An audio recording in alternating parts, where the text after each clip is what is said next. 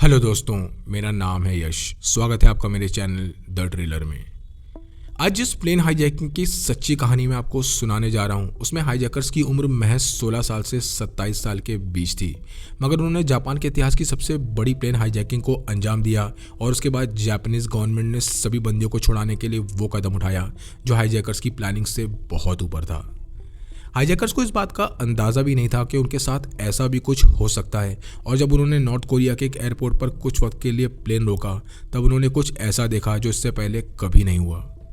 सुबह 7:32 पर एक प्लेन जापान के एक एयरपोर्ट से टेक ऑफ करता है और लगभग 20 मिनट बाद ये प्लेन 32,000 फीट की ऊंचाई पर माउंट फूजी पहाड़ के ऊपर उड़ रहा था।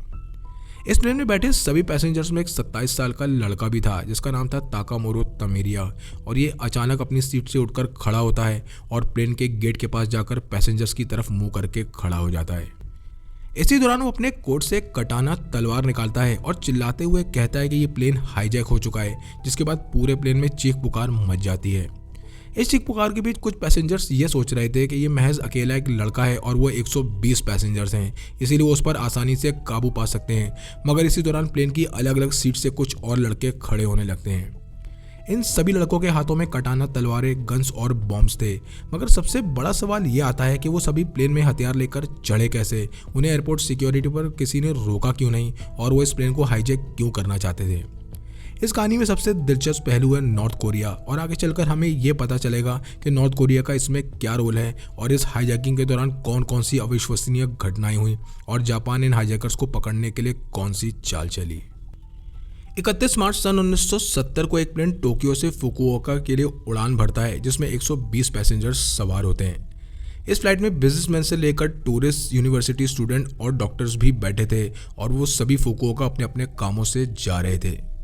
इस प्लेन में कुछ मशहूर हस्तियां भी बैठी थीं, जिसमें डॉक्टर शिगेआकी हिनोहारा थे जो जापान के एक बहुत मशहूर डॉक्टर थे, और साथ ही साथ मोरियाकी वाकाबायाशी था जो जापानीज रॉक बैंड का मशहूर सिंगर था, और साथ में पेप्सी के रीजनल डायरेक्टर हर्बर्ट हेल भी बैठे थे।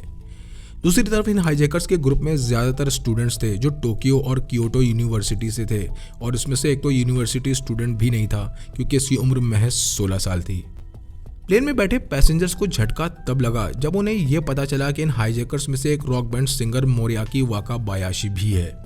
ये सभी हाईजैकर्स खुद को एक वॉरियर बता रहे थे जो आने वाले कल के लिए लड़ रहे थे, और ये सभी जापानीज कम्युनिस्ट रेड आर्मी के मेंबर थे। इस ग्रुप का लीडर तमिरिया लगातार पायलट कॉकपिट के अंदर घुसने की कोशिश कर रहा था, और कॉकपिट के अंदर पायलट्स डर के मारे कांप रहे थे और लगातार कंट्रोल टावर पर बात कर रहे थे कि उन्हें हाईजैक कर लिया गया है और उन्हें मदद चाहिए। इसी दौरान बाकी हाईजैकर्स प्लेन में बैठे सभी मेल पैसेंजर्स के हाथ पैर बांधने लगते हैं और फिर उन्हें उनकी सीट से बांध दिया जाता है। थोड़ी ही देर बाद ग्रुप लीडर तमिरिया कॉकपिट के अंदर घुस जाता है और वहां दोनों पायलट्स को सीट से बांध दिया गया, जिसके बाद प्लेन का कंट्रोल अब पूरी तरह हाईजैकर्स के हाथ में था। एक सवाल पायलट्स और पैसेंजर्स को बार बार परेशान कर रहा था कि आखिर हाईजैकर्स सारे हथियार लेकर प्लेन में चढ़े कैसे। तो इसका जवाब है 70 के दशक में एयरपोर्ट सिक्योरिटी बहुत लिमिटेड और कमज़ोर हुआ करती थी, और फ्लाइट पॉलिसीज भी पैसेंजर्स के लिए बहुत रिलैक्सिंग और आसान थी। जहां हाईजैकिंग में पैसेंजर्स को बंदी बनाकर हाईजैकर्स अपनी डिमांड पूरी करवाते हैं, वहीं इन स्टूडेंट हाईजैकर्स की डिमांड बहुत अजीब थी। इन स्टूडेंट्स ने पायलट से कहा कि वो प्लेन को पैसिफिक ओशन के रास्ते हवाना, क्यूबा तक ले चले, क्योंकि वो सभी एक मिलिट्री कम्युनिस्ट रेड आर्मी के मेंबर थे और क्यूबा में वो फिदेल कास्ट्रो से मिलना चाहते थे ताकि उसकी रेवोल्यूशनरी फोर्स में शामिल हो सकें। इन सभी हाईजैकर्स का मानना था कि उन्हें वहाँ मिलिट्री ट्रेनिंग मिलेगी जिससे वो जापान की इंपीरियलिस्ट गवर्नमेंट के खिलाफ लड़ सकेंगे और उसे उखाड़ फेंकेंगे। हाईजैकर्स के मुताबिक ये हाईजैकिंग आगे चलकर वो चिंगारी बनने वाली थी जो जापान में एक बहुत बड़ा रेवोल्यूशन लेकर आने वाली थी, और हालांकि वो सभी क्यूबा जाना चाहते थे मगर उनके प्लान में एक बहुत बड़ी गड़बड़ी हो गई, और इस गड़बड़ी ने पूरी हाईजैकिंग का रुख बदल दिया। जिस प्लेन को इन हाईजैकर्स ने हाईजैक किया था वो जापान एयरलाइंस की फ्लाइट 351 थी, और ये एक बोइंग 727 प्लेन था जिसे छोटे डिस्टेंस की फ्लाइट्स के लिए डिज़ाइन किया गया था। ये प्लेन एक बार में ज़्यादा से ज़्यादा 4200 किलोमीटर ही उड़ सकता था, और वहीं टोक्यो और क्यूबा के बीच में जो फ्लाइट डिस्टेंस था वो था लगभग 12,000 किलोमीटर। अब पायलट बार बार ग्रुप के लीडर तमिरिया को यही समझा रहा था कि इस प्लेन का क्यूबा तक उड़ना नामुमकिन है, और अगर उन्हें ज़बरदस्ती ऐसा करने की कोशिश की तो उनका प्लेन पैसिफिक ओशन में क्रैश कर जाएगा। बहरहाल ये बात तमिरिया को समझ आ गई, और जब उसने ये बाकी हाईजैकर्स को बताया तब उन सभी के होश उड़ गए और अब उन्हें जल्द से जल्द कोई नया रास्ता निकालना था।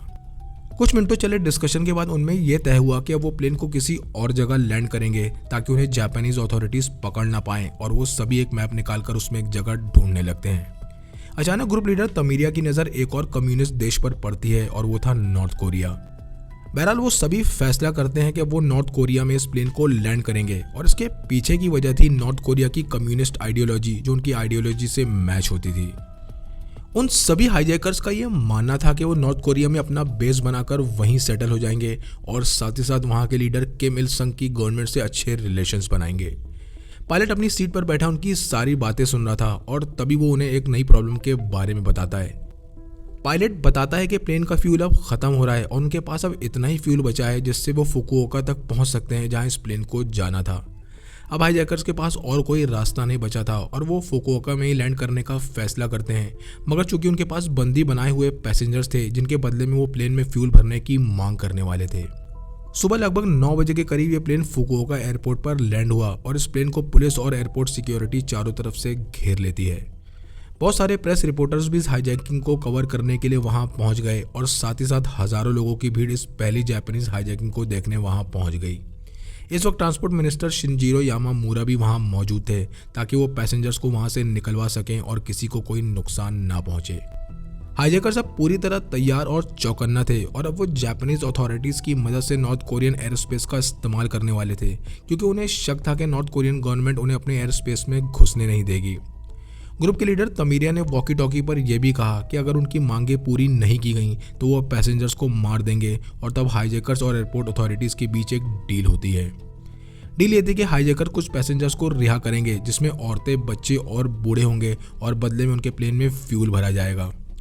चूंकि नॉर्थ कोरिया अलग थलग रहने वाला देश है और उसके जापान से भी बहुत अच्छे संबंध नहीं है, इसीलिए एयरपोर्ट अथॉरिटीज इन हाईजैकर्स को नॉर्थ कोरिया का मैप दे देते हैं जिसके इस्तेमाल से वो नॉर्थ कोरिया एयरस्पेस तक पहुंचने के लिए करने वाले थे। हालांकि हाईजैकर्स के हाथ में मैप तो आ चुका था, मगर उनके सामने एक परेशानी और आकर खड़ी हो जाती है, और वो ये थी कि जो मैप उन्हें मिला था वो स्कूल सिलेबस वाला बेसिक मैप था जिसमें ना कोई डिटेल्स थी और ना ही कोई एविएशन डेटा था। पायलट्स प्लेन को नॉर्थ कोरिया ले जाने से बहुत डर रहे थे, मगर चूंकि उनके पास और कोई चारा नहीं था इसलिए वो प्लेन को फुकुओका एयरपोर्ट से टेक ऑफ करते हैं और अपनी जान की सलामती की दुआ करने लगते हैं। बहरहाल कुछ घंटों बाद ये प्लेन डीमिलिटराइज जोन यानी डीएमसी बॉर्डर के करीब था और उसे क्रॉस करने वाला था। ये डीमिलिटराइज जोन बहुत ज़्यादा खतरनाक है क्योंकि ये साउथ कोरिया और नॉर्थ कोरिया का बॉर्डर है और एक नो फ्लाइंग जोन भी है, जिसका साफ मतलब है कि अगर कोई भी प्लेन बिना वजह या बिना इन्फॉर्म किए यहाँ से गुजरता है तो उसे मार गिराया जाता है। पायलट्स अब लगातार नॉर्थ कोरिया के कंट्रोल टावर से कांटेक्ट करने की कोशिश कर रहे थे क्योंकि उन्हें लग रहा था कि शायद जापानीज अथॉरिटीज़ ने उन्हें इस हाईजैकिंग के बारे में ना बताया हो और उनके प्लेन को मार गिराया ना जाए। पायलट्स का डर और घबराहट अब बढ़ती ही जा रही थी क्योंकि उन्हें प्योंगयांग एयरपोर्ट से कोई रिस्पांस नहीं मिल रहा था, और तब एक पायलट हाईजैकर्स को वार्निंग देते हुए कहता है कि अगर वो नॉर्थ कोरिया में घुसने की कोशिश करेंगे तो इसका अंजाम बहुत बुरा हो सकता है। इस वार्निंग का भी तमीरिया पर कोई असर नहीं हुआ और वो पायलट से कहता है कि वो प्लेन को नॉर्थ कोरिया लेकर चले क्योंकि उसे लग रहा था कि क्रांतिकारी होने की वजह से नॉर्थ कोरिया उन्हें खुले हाथों से स्वागत करेगा, मगर ये उनकी गलतफहमी साबित हुई। बहरहाल गन पॉइंट पर इन दोनों पायलट्स के पास और कोई चारा नहीं था और वो प्लेन को उड़ाने के साथ साथ ये दुआ कर रहे थे कि वो नॉर्थ कोरिया में सही सलामत लैंड कर जाएं। वो सभी ये समझ चुके थे कि वो यहाँ से वापस नहीं जा सकते क्योंकि प्लेन अब डीमिलिटराइज जोन में एंट्री कर चुका था और कॉकपिट में बैठे पायलट्स की सांसें अटक गई थी क्योंकि उन्हें लग रहा था कि अब कभी भी कुछ भी हो सकता है। आखिरकार जिसका डर था वही हुआ और दो फाइटर जेट प्लेन्स अचानक से आसमान में दिखाई देते हैं और उनके प्लेन पर फायरिंग करने लगते हैं। ऐसा लग रहा था कि अब सब कुछ खत्म होने वाला है, मगर कुछ ही सेकंड्स बाद अचानक ये फाइटर जेट फायरिंग रोक देते हैं और पायलट्स को ये समझते देर नहीं लगी कि ये वार्निंग शॉट्स थे क्योंकि इनके प्लेन को कोई नुकसान नहीं पहुंचा था, मगर अब उन्हें ये नहीं समझ आ रहा था कि वो करें क्या। इसी दौरान पायलट्स के रेडियो पर एक आवाज़ आने लगती है जो इंग्लिश में थी, मगर उसका एक्सेंट कोरियन था और ये मैसेज प्योंगयांग से था। ये सुनते ही पायलट सुकून की सांस लेते हैं और रेडियो पर इस हाईजैकिंग और इमरजेंसी लैंडिंग के बारे में उस शख्स को बताते हैं। और हैरत की बात ये थी कि north Korean control tower pilot से कहते हैं कि वो फाइटर जेट्स के साथ चलें ताकि वो सेफली प्योंगयांग में लैंड कर सकें। ये एक जीनियस चाल थी जापानीज गवर्नमेंट की जिसे हाईजैकर्स समझ नहीं पाए और आगे जो होने वाला था उसके बारे में उन्होंने सोचा भी नहीं था। लैंडिंग की परमिशन मिलते ही हाईजैकर्स खुशी से नाचने लगे और वो इस बात से सबसे ज़्यादा खुश थे कि वो नॉर्थ कोरिया के लीडर से मिलेंगे और अपने रेवोल्यूशन की तरफ अपना पहला कदम बढ़ाएंगे। उधर पैसेंजर्स की हालत डर के मारे बहुत ज़्यादा ख़राब थी, क्योंकि उन्हें लग रहा था कि अब उनकी किस्मत एक तानाशाह के हाथों में है और उन्होंने नॉर्थ कोरिया के बारे में खौफनाक कहानियाँ पहले भी सुन रखी थी।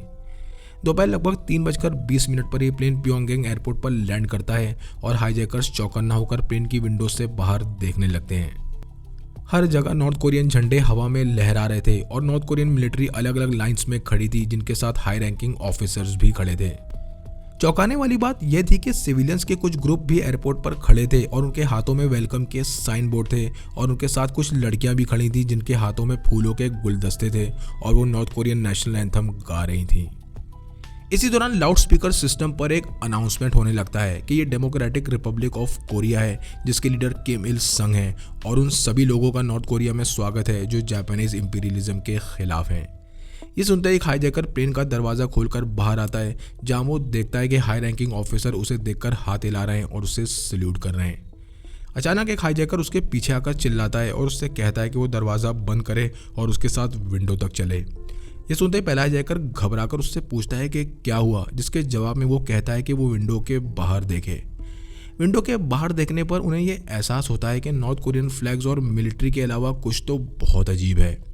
इस एयरपोर्ट पर कुछ वेस्टर्न मैन्युफैक्चर्ड कार्स खड़ी थी और ये बहुत अजीब था, क्योंकि ये बात सभी जानते थे कि हाई रैंकिंग ऑफिसर्स और किम की फैमिली इस तरह की कार्स का इस्तेमाल नहीं करते थे। हाईजैकर्स का ध्यान एक और बात पर गया और वो ये थी कि एयरपोर्ट पर काफ़ी ज़्यादा प्लेन्स खड़े थे और एयरपोर्ट के बाहर बड़ी बड़ी बिल्डिंग्स दिखाई दे रही थी। इसी दौरान पहला हाईजैकर अपनी उंगली से एक शख्स की तरफ इशारा करता है और ये शख्स एक ब्लैक आदमी था जो यूएस मिलिट्री यूनिफॉर्म पहने था और नॉर्थ कोरियन मिलिट्री के बीच में खड़ा था। उनके हर सवाल का जवाब हो सकता था, मगर एक ब्लैक आदमी का यूएस मिलिट्री यूनिफॉर्म पहनकर नॉर्थ कोरिया में होना नामुमकिन था और यहीं से हाईजैकर के दिमाग में शक की घंटी बजने लगती है। अपने शक को यकीन में बदलने के लिए हाईजैकर प्लेन का दरवाज़ा खोलकर बाहर आता है और बस ड्राइवर से इंग्लिश में पूछता है कि क्या ये सियोल है।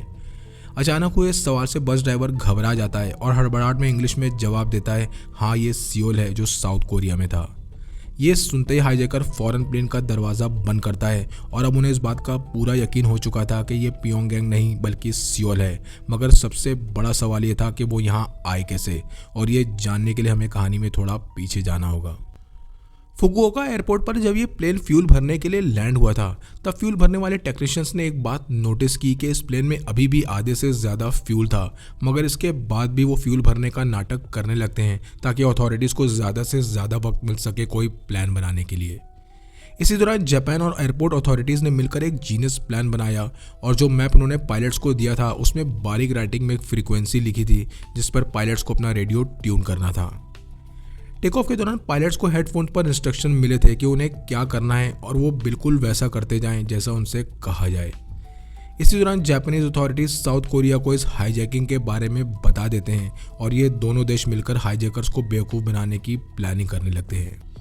इस ऑपरेशन में CIA को भी शामिल किया गया, क्योंकि इस प्लेन में पेप्सी के रीजनल डायरेक्टर हर्बर्ट हिल भी बैठे थे और वो एक अमेरिकन थे। डिमिलिटराइज जोन के करीब प्लेन पर जिन दो जेट्स ने हमला किया था वो साउथ कोरिया के फाइटर जेट्स थे और ये दोनों जेट्स सियोल के कंट्रोल रूम से कांटेक्ट में थे। प्लान के मुताबिक पहले हाईजैकर्स को यकीन दिलाने के लिए इन फाइटर जेट्स से हमला किया गया और फिर यही दोनों जेट्स इस प्लेन को सियोल के गिम्पू एयरपोर्ट लेकर गए, जबकि हाईजैकर्स को लग रहा था कि वो नॉर्थ कोरिया के प्योंगयांग जा रहे हैं। इस प्लान का सबसे बड़ा चैलेंज ये था कि साउथ कोरिया के एक एयरपोर्ट को नॉर्थ कोरिया के एयरपोर्ट की तरह कैसे दिखाया जाए, और इसकी तैयारी भी उन्होंने पहले ही कर रखी थी। फुकुओका से फ्लाइट टेक ऑफ करने के बाद जो कुछ घंटों का वक्त था, उसी दौरान South Korean authorities Gimpo airport official से कहते हैं कि वो इस एयरपोर्ट को बिल्कुल नॉर्थ कोरियन एयरपोर्ट की तरह बना दें। अपने प्लान को अंजाम देने के लिए उन्होंने साउथ कोरियन फ्लैग्स को नॉर्थ कोरियन फ्लैग से बदल दिया और अपने सारे कमर्शियल प्लेन्स को हैंगर में बंद कर दिया। इसी के साथ उन्होंने किसी भी वेस्टर्न प्रोडक्ट के बैनर को हटा दिया और किम इल संग और नॉर्थ कोरियन मिलिट्री के बैनर्स लगा दिए ताकि ये नॉर्थ कोरियन एयरपोर्ट की तरह लगे। इतना सब कुछ करने के बावजूद भी उनका ये प्लान फेल हो गया और जो मिलिट्री उन्होंने एयरपोर्ट पर हाईजैकर्स से निपटने के लिए खड़ी की थी वो भी कुछ नहीं कर पाई। उन्होंने एक प्लान और बनाया था कि वो स्लीपिंग गैस या खाने में स्लीपिंग ड्रग्स मिलाकर इन हाईजैकर्स को पकड़ लेंगे, मगर चूंकि CIA और दोनों देश कोई भी ऐसा रिस्क नहीं लेना चाहते थे जिससे पैसेंजर्स की जान को खतरा हो, इसलिए प्लान ड्रॉप कर दिया गया। बहरहाल इसी दौरान एयरपोर्ट पर मौजूद ट्रांसपोर्ट मिनिस्टर शिनिरो यामामुरा कहता है कि पैसेंजर्स के बदले उसे हाईजैकर्स के हवाले कर दिया जाए, और ये बात जापानीज गवर्नमेंट को भी सही लग रही थी क्योंकि इस तरह वो सभी पैसेंजर्स को बचा सकते थे और जापानीज और साउथ कोरियन अथॉरिटीज़ के लिए एक आदमी पर नज़र रखना ज़्यादा आसान था। लगभग 3 दिन चले नेगोशिएशन के बाद हाईजैकर्स सभी पैसेंजर्स को ट्रांसपोर्ट मिनिस्टर के बदले छोड़ने को तैयार हो जाते हैं और उन्होंने पहले आधे पैसेंजर्स को प्लेन से उतार दिया। पैसेंजर एक्सचेंज को शुरू करते हुए उन्होंने पहले पैसेंजर को प्लेन के गेट के पास खड़ा किया और ट्रांसपोर्ट मिनिस्टर नीचे प्लेन की सीढ़ियों के पास खड़ा था और वो दोनों एक एक कदम एक दूसरे की तरफ बढ़ा रहे थे। इस वक्त एयरपोर्ट पर मौजूद सभी लोग बहुत ज़्यादा चौकन्ना थे और थोड़ी देर में ट्रांसपोर्ट मिनिस्टर हाईजैकर्स के कब्जे में था। सबसे पहले हाईजैकर्स ने उसे एक सीट पर बिठाकर उसे रस्सी से बांध दिया और उसके बाद बाकी पैसेंजर्स को भी छोड़ दिया गया। 3 अप्रैल लगभग शाम 6:05 पर ये प्लेन 9 हाईजैकर्स, 3 पायलट और ट्रांसपोर्ट मिनिस्टर को लेकर फिर से टेक ऑफ कर गया और नॉर्थ कोरिया के प्योंगयांग एयरपोर्ट की तरफ निकल गया। शाम लगभग 7:20 पर ये प्लेन प्योंगयांग में लैंड कर गया, जहां एयरपोर्ट सिक्योरिटी उन्हें अपने हथियार सरेंडर करने को कहती है। और सबसे बड़ा झटका उन्हें तब लगा जब उन्हें ये पता चला कि हाईजैकर्स के पास जो भी तलवारें, पिस्टल और बॉम्ब हैं वो सभी नकली हैं। हाईजैकर्स और ट्रांसपोर्ट मिनिस्टर को लग रहा था कि अब उन्हें सीधा जेल भेज दिया जाएगा, मगर हैरानी वाली बात यह थी कि ऐसा कुछ भी नहीं हुआ। उन सभी को एक आलीशान होटल ले जाया गया जहां उन्होंने बेहतरीन खाना खाया और कुछ दिनों बाद पायलट्स और ट्रांसपोर्ट मिनिस्टर को वापस जापान जाने की परमिशन दे दी गई। उन्हें कुछ दिनों तक इसीलिए रोका गया था क्योंकि उनकी प्लेन बैटरी को स्टार्ट करने वाला डिवाइस नॉर्थ कोरिया के पास नहीं था और इसीलिए एयरपोर्ट स्टाफ ने कार बैटरी और कंप्रेस एयर सिलेंडर का इस्तेमाल किया, जिसके बाद ये प्लेन पायलट्स और ट्रांसपोर्ट मिनिस्टर को लेकर जापान के लिए रवाना हो गया और इस तरह ये हाईजैकिंग सिचुएशन रिजॉल्व हो गई।